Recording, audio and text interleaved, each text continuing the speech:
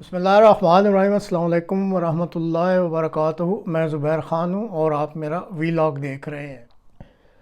پاک بھارت نو صورتحال، یہ آج کے پروگرام کا موضوع ہے۔ بدھوار 7 اپریل رات کے پچھلے پہر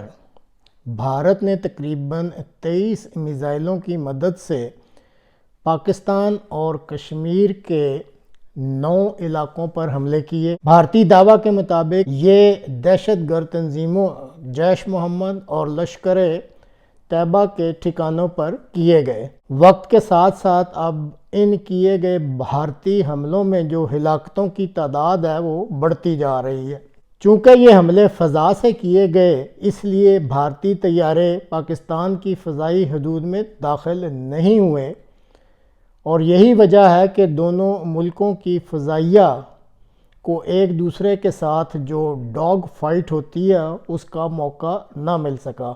پاکستان کی فضائیہ کے مطابق انہوں نے اپنی فضائی حدود میں رہتے ہوئے بھارتی فضائیہ کے جہازوں کو نشانہ بنایا۔ اس بارے میں متضاد دعوے سامنے آ رہے ہیں، تاہم باوثوق ذرائع کے مطابق بھارت کی فضائیہ کے 3 جہازوں کی تباہی بہرحال کنفرم ہو چکی ہے۔ اب جیسے کہا جاتا ہے کہ جنگ اور محبت میں سب کچھ جائز ہے، یعنی everything is fair in love and war, اس لیے ہر کوئی جو ہے میڈیا پر دعوے کرتا پھرتا ہے،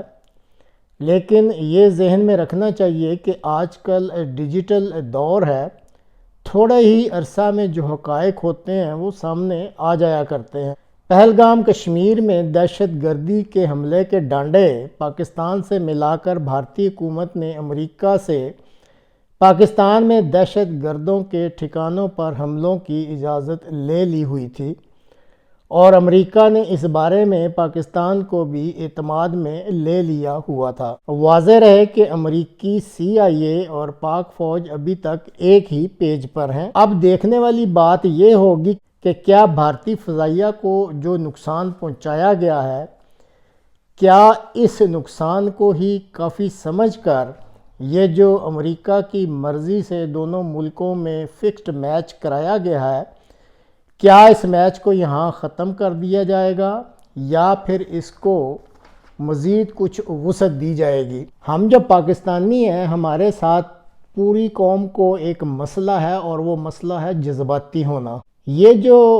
جذبات ہیں نا، یہ ہم پہ حاوی ہو جاتے ہیں، اور اس کی مثال کچھ اس طرح دی جا سکتی ہے کہ اگر کوئی اس قوم کے کسی بھی فرد کے پاس آئے اور کہے کہ اوے تمہارا کان تو کتا لے گیا ہے، تو وہ جس کو کہے گا وہ ایک دم کتے کے پیچھے دوڑنا شروع کر دے گا۔ یہ نہیں کرے گا کہ پہلے یہ تو دیکھے کہ میرا کان لے کے بھی گیا ہے یا نہیں، اپنا کان ہی چیک کر لے۔ اب CIA کو بھی علم ہے کہ پاکستان کے عوام میں اس وقت فوج کی عزت کم ہو چکی ہے، چنانچہ طاقتوروں کے جو بڑے کوریڈورز ہیں وہاں سے پھر اجازتیں حاصل کرنے کے بعد یہ جو فکسڈ میچ ہے اس کو کھیلنے کا فیصلہ کیا گیا تھا۔ لیکن دوسری طرف چونکہ معاملہ پاکستانی قوم کے جذبات کا بھی ہے،